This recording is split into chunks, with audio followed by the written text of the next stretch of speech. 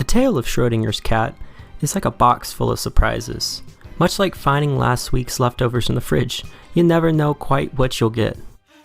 This feline-filled paradox has perplexed many of the greatest minds throughout the decades, and yet, we are no closer to learning the truth of the question. With that said, sit back, relax, and enjoy the next few minutes as we dive into Schrödinger, Einstein, and that mysterious cat of his.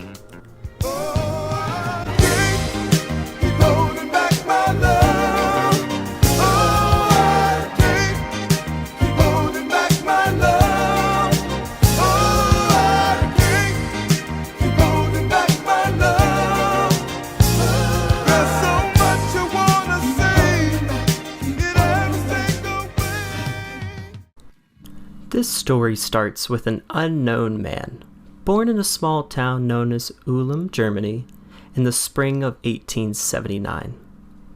That man is Albert Einstein. Picture this: Einstein, the genius he was, stirring a theory stew with two other physicists, Podolsky and Rose. Now, these three weren't your average ragtag physicist trio. No. Instead, they were essentially the rock stars of the quantum world, strumming on the strings of reality itself. In the midst of Hitler's rising to power and World War II looming on the horizon, these three minds were knee-deep in quantum quandaries. While history was making a fuss, they were in their lab coats brewing something more significant than a storm in a teacup, working tirelessly as the rest of the world seemingly began to fall apart. These three only continued to work harder, eventually finishing their report. Soon after, they released the Einstein, Podolsky, and Rose paradox, also known as the EPR. The Einstein, Podolsky, and Rose paradox is a discussion highlighting the nature of quantum superstitions, in which a system, such as an atom or a photon, can exist in multiple states like a wave that's ever-changing, instead of a well-defined object or item as is explained in classical mechanics. A prevailing theory known as the Copenhagen interpretation says that an object remains in a type of superposition until it is interacted with or observed by an individual. The EPR article explains that an object/system with multiple particles separated by a significant distance of space or time can still be in this superposition. Now, cue the entry of Schrödinger, the cat-loving maestro.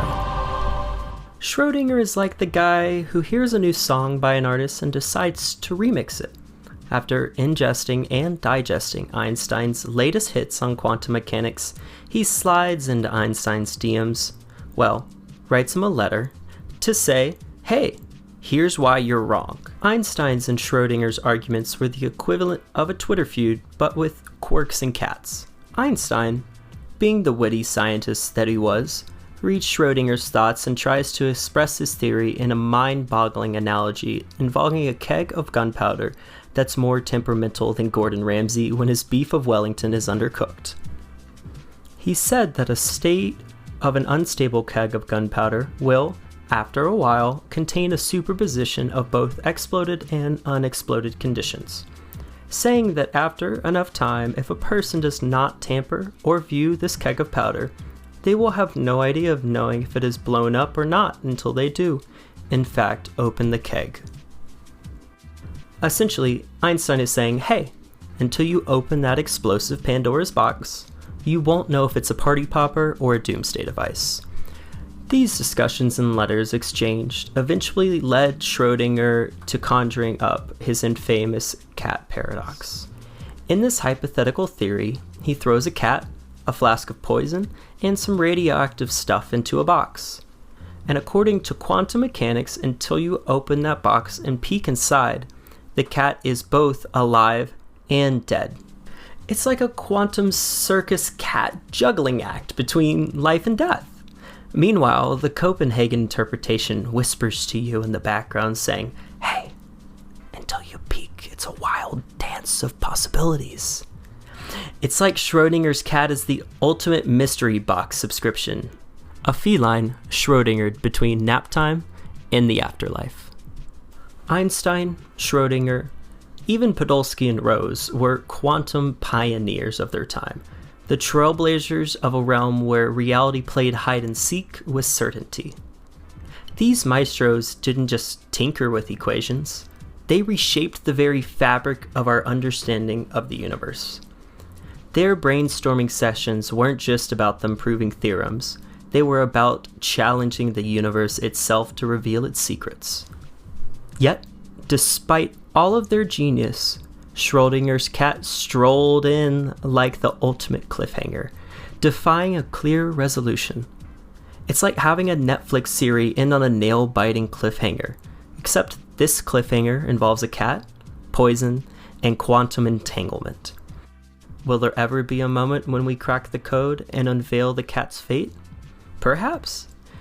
But until that day arrives, it's a bit like a cosmic game of charades. Nobody, not even the brightest minds like Schrödinger himself, can peek inside of that hypothetical box and decipher that cat's actual state.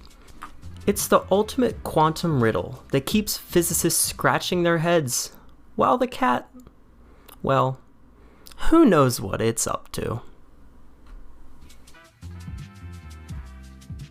Whoa, thank you all so much for watching if you've watched this far. It truly means the world to me. This is my first official attempt at a video essay style of content, and I hope that each of you found a part of it that you were able to either learn from or just found entertaining.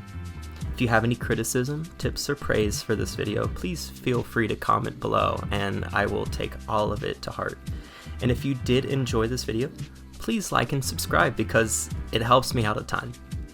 Finally, as I leave you, I hope you all have a wonderful evening and stay eternally healthy, wealthy, and wise. Keep learning.